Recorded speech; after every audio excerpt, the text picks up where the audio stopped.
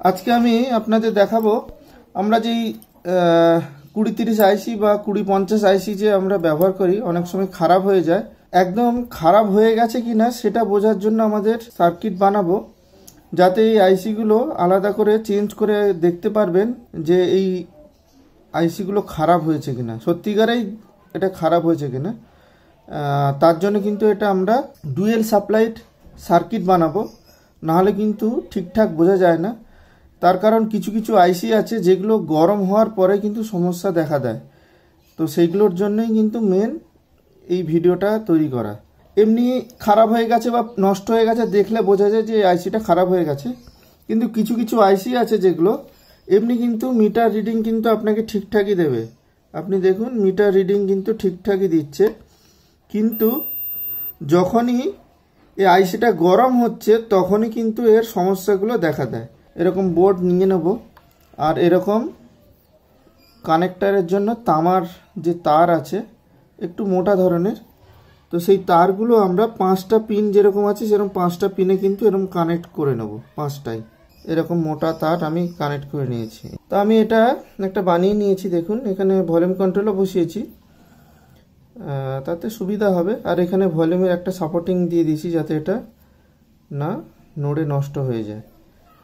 আর এখান থেকে আইসির যে 5টা পিন, 5টা পিনের 5টা আউটপুট আমি বার করে রেখেছি। কানেকশন হয়ে গেছে। এখানে দেখুন আমি আলাদা আলাদা সব তার কানেক্ট করে নিয়েছি, 5টা পরপর তার কানেক্ট করে নিয়েছি। আর এর এন্ডিংয়ে ঠিক আইসির যে 5টা পিন আছে, এই যে 5টা পিন, এই 5টা পিনেও কিন্তু আমি 1 2 3 4 সিরিয়াল ওয়াইজ ওই তারগুলো কানেক্ট করব, যাতে এখানে উল্টো তার কানেকশন না হয়। আগেও আমি এর সার্কিট ডায়াগ্রামটা দেখিয়েছি, তাও আমি আই বাটনের লিঙ্ক আপনাদের দিয়ে দেবো। ওই সার্কিট ডায়াগ্রাম ফলো করে আপনি এটা বানিয়ে নিতে পারবেন। শুধু আমি এখানে কি করেছি, শুধু আইসিটা লাগাইনি, তার পরিবর্তে 5খানা এখানে একটা মোটা তামার তার দিয়ে কানেকশানগুলো বার করে নিয়েছি। তার জন্য এরকম একটা ডিভাইস আপনারা বানিয়ে নিতে পারেন।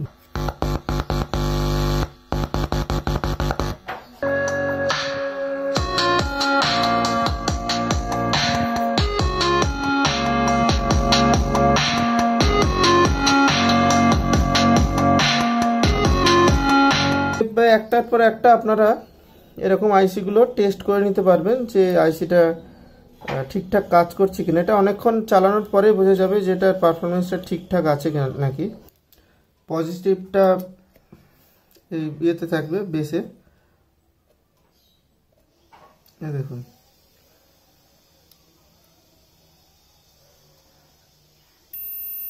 এটা এর মাঝখানে পিনের সাথে কন্টিনিউটি থাকবে।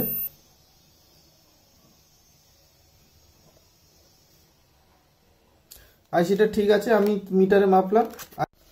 এইখানে আমি সব তার কানেক্ট করে নিয়েছি, দেখুন এটা কিন্তু চলছে, কোনো অসুবিধা নেই, চলছে। তার মানে এই নয় যে এটা আইসিটা ঠিক আছে। তার কারণ হচ্ছে যখন আমি ম্যাক্সিমাম ভলিউম বাড়াবো, মানে গেনটা যখন বাড়াবো, তখন দেখুন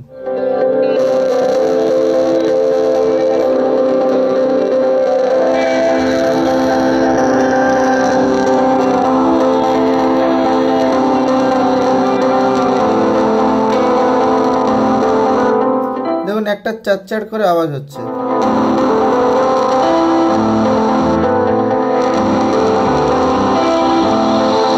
কম ভলিউমে ঠিকঠাকই চলছে, দেখুন এর সাউন্ডটা দেখুন কেমন একটা হচ্ছে।